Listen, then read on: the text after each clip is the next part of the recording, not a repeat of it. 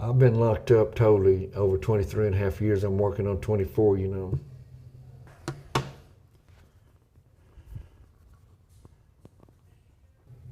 I'm not gonna stress out and stuff because I know God has it, you know. He's in control. No matter what, God's in control, you know. And He does have the last say, you know. Nikki was your daughter. What was it about that that sort of changed you? Because it's, you know, had gone, you know. I don't know what happened to her. I know she was on the floor, and we didn't know nothing about her medical history, you know. And then they just assumed, they had called, they just assumed that I was guilty because I couldn't explain what happened to her. Waiting for a trial, and you were tried. Did you think that at some point that, you know, that if I would have known about her medical history and stuff, you know, I might have, could have done something, you know.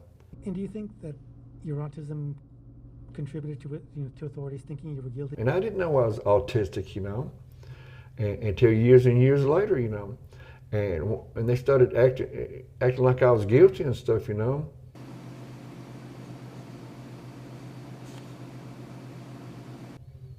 I never shook her, hit her, or nothing. No, sir. No, sir.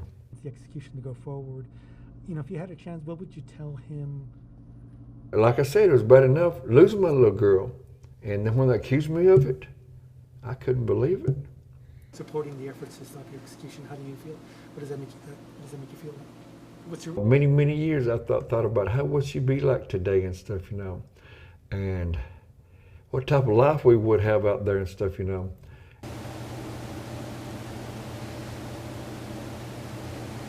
I will always remember her, always. As long as I'm breathing and stuff, I always remember her. And because you've been now in death row, I think over 20 years, 22, 23. I'm not scared to die, but I'm not ready to die, you know.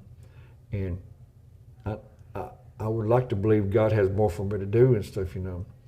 And I would like people to remember me by my perseverance, my persistence, never giving up, you know.